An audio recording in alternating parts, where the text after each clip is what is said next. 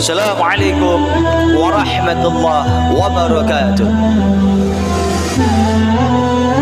Innal hamdalillah nahmaduhu wa nasta'inuhu wa nastaghfiruh wa na'udzu billahi min shururi anfusina wa min sayyiati a'malina. May yahdihillahu fala mudilla lahu wa may yudlil fala hadiya lahu. Asyhadu an la ilaha illallah wahdahu la syarika lah wa asyhadu anna sayyidana Muhammadan abduhu wa rasuluhu la nabiyya ba'dah. Allahumma salli wa sallim ala sayyidina Muhammad wa ala ali sayyidina Muhammad. Qala Allah ta'ala fil Qur'anil Karim, a'udzu billahi minasy syaithanir rajim, bismillahirrahmanirrahim. Wa tawasaw bil haqq wa tawasaw bis sabr. Al-ayat sadaqallahul azim. Wa qala Nabi Allah Muhammad sallallahu alaihi wasallam, qulil haqq walau kana murra. Wa qala sahibu du'a, ilahi antal maqsudi wa ridhaka matlubi, a'tini mahabbataka wa ma'rifataka. Wa ba'd.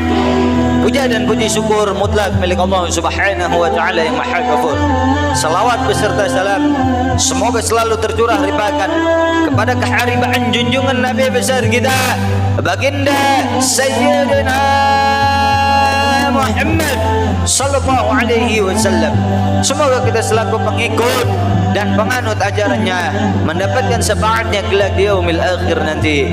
Amin ya Allah ya rabbal alamin. Jamaah hadirin yang insyaallah sama-sama dirahmati Allah Subhanahu wa taala. Kali ini saya mewasiatkan kepada seluruh jamaah dan khususnya kepada diri saya pribadi agar senantiasa meningkatkan ketakwaan kita kepada Allah Subhanahu wa taala.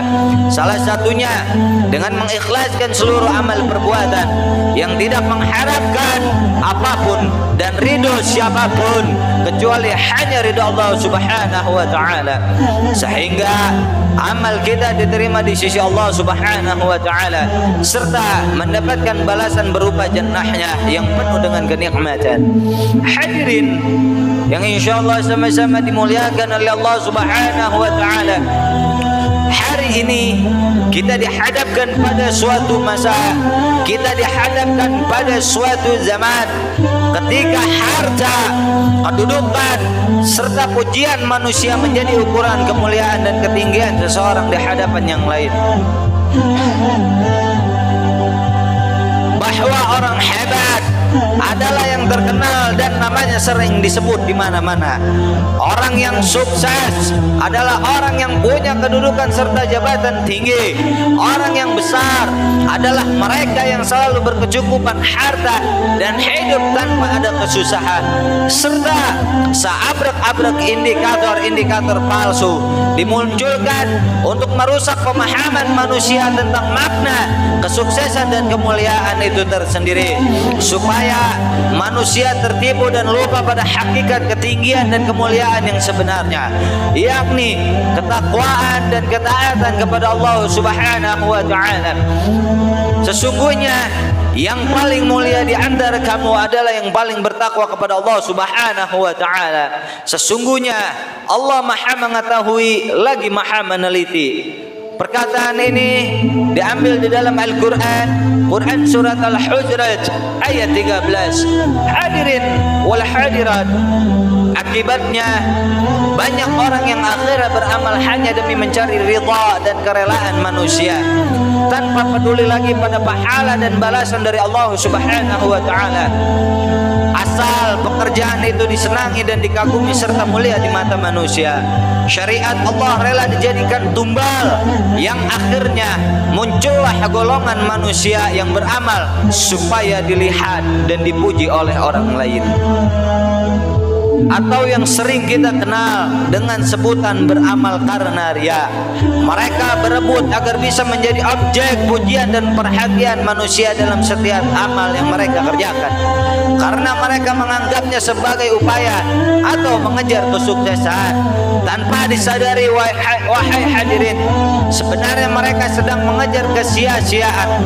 Mereka lupa bahwa hidup bukan hanya sekedar untuk mencari pujian dan kebanggaan palsu, dan lupa bahwa esensi dan penciptaan mereka di dunia ini adalah untuk beribadah ikhlas hanya kepada Allah Subhanahu wa taala. Semua perbuatan kita, baik ataupun buruk, besar ataupun kecil, masih pasti akan mendapatkan balasan yang setimpal bagi mereka yang beramal karena Allah.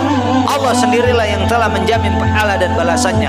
Lalu bagaimana mereka yang beramal dengan menjilat manusia?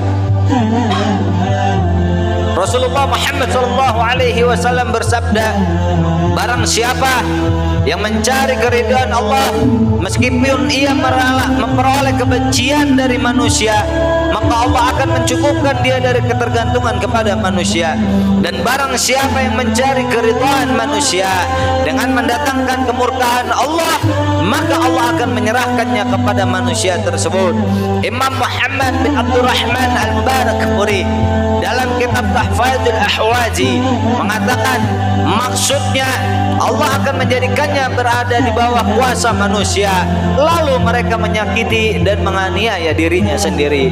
Yang menyedihkan, wahai hadirin, penyakit haus, pujian atau ria ini ternyata tidak hanya menyerang kalangan awam saja. Bahkan banyak pengidapnya justru orang-orang yang faham akan bahaya ria itu sendiri. Mereka yang ahli ibadah, para da'i dan mubalik, talabul ilmi, serta para penghafal Al-Quran justru lebih berkompetensi besar terjangkit virus ini. Kuantitas amal saleh yang mereka kerjakan ternyata membuat setan tergiur untuk menggelincirkan sekelompok ini agar keikhlasan mereka pudar dan diganti beramal untuk manusia, beramal untuk pujian manusia, beramal untuk serta kedudukan manusia. Seorang dai akan dihasut serta akan berbuat riya, memperbagus dakwahnya, memperbagus popularitas agar dikatakan sebagai penguasa panggung. Para penghafal Al-Quran akan diarahkan supaya beramal dianggap sebagai orang yang dekat dengan kitabullah. Sedangkan setan akan menghasut alim ulama agar mereka beramal supaya dieluh-elukan sebagai orang yang faqih dan faham dalam masalah din. Wal'iyazu billah, summa wal'iyazu billah min zalik. Syekh Muhammad Saleh Al-Utsaimin menjelaskan tentang definisi riya. Riya adalah ibadahnya seorang kepada Allah Subhanahu wa taala, akan tetapi ia melakukan dan membaguskannya supaya dilihat dan dipuji oleh orang lain. Seperti dikatakan sebagai ahli ibadah, orang yang khusyuk salatnya, yang banyak berinfak dan lain-lain sebagainya. Intinya dia agar apa yang dikerjakan mendapat pujian dan keridhaan manusia. Rasulullah Muhammad SAW menyebut riya dengan syirik kecil, karena sejatinya pelaku riya tidak mutlak menjadikan amal tersebut sebagai bentuk ibadah kepada manusia serta sarana taqarrub kepadanya, sehingga bahaya yang tak dianggap sebelah mata. Jamaah hadirin wal hadirat yang dimuliakan oleh Allah Subhanahu wa taala, jauh-jauh hari Rasulullah SAW sudah memperingatkan kita tentang betapa bahayanya syirik kecil ini yang disebut riya. Beliau bersabda, qala Rasul, inna akhwafa ma akhafu alaikum asyarku al-ashgar. Qalu wa masyul ashgar ya Rasulullah? Qala riya yaqulullah azza wa jal lahum yawm al-qiyamah idza zujiyan nas bi'amalihim izhabu illa alladhina kuntum tura'una fid dunya wanzur hal tajidu min indahum jaza. Sesungguhnya yang paling aku khawatirkan atas kalian adalah syirik kecil. Maka mereka bertanya, apakah itu wahai Rasulullah? Rasulullah SAW menjawab, riya adalah Allah Azza wa Jalla berfirman, kepada mereka pada hari kiamat, saat semua manusia diberi balasan atas amal-amal mereka. Temuilah orang-orang yang dulu kau perlihatkan amalmu kepada mereka di dunia, lalu lihatlah apakah kalian menemukan balasan di sisi mereka.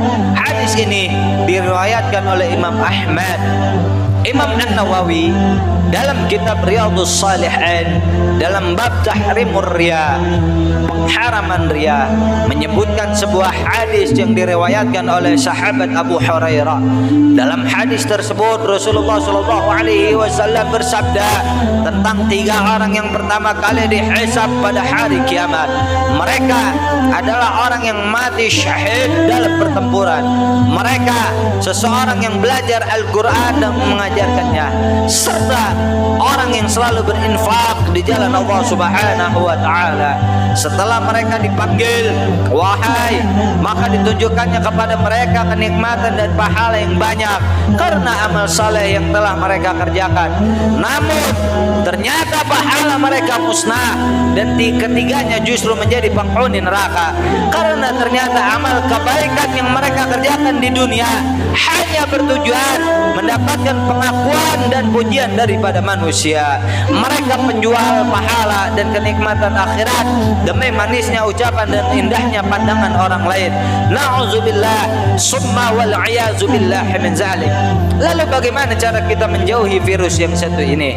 Solusinya adalah dengan berusaha untuk ikhlas di setiap amal yang kita kerjakan dan selalu berupaya protektif menjaganya, karena setan tak akan pernah menyerah untuk memberikan bisikan-bisikannya demi menggoyahkan dan merusak keikhlasan seseorang dalam beramal, agar manusia menjadi budak sesamanya, beramal untuk kepuasan semu, serta mencampur adukan tujuan hakiki amal saleh dengan tujuan batil. Wahai hadirin, kali ini mari sama-sama kita bertafakur, kita bermuhasabah diri. Sekali-sekali kita menghadap cermin yang ada di hadapan kita. Kata guru saya Syekh Muhammad Abdul Ghaz fi hadzal zaman, apakah ketika di dunia wajah yang tampan saat ini menjadi wajah yang penuh senyum, menjadi wajah yang penuh bahagia kelak di akhirat? Apakah harta yang kita miliki pada saat ini menjadi harta yang bisa menolong kita kelak di akhirat? Apakah amal-amal perbuatan kita semasa di dunia ini akan menjadi amal yang menolong kita di akhirat, atau menjadi sebaliknya, amal yang menjerumuskan kita untuk tenggelam di pada api neraka kelak? Dan apakah anak-anak kita akan menjadi anak yang bisa menolong kita kelak di akhirat? Ya Rabbi haqqi Sayyidina Muhammad, tolonglah kami semua agar kelak bisa berkumpul bersama baginda Rasulullah Muhammad sallallahu alaihi wasallam. Hadanallah wa iyyakum ajma'in wal afu minkum. Assalamu alaikum warahmatullahi wabarakatuh.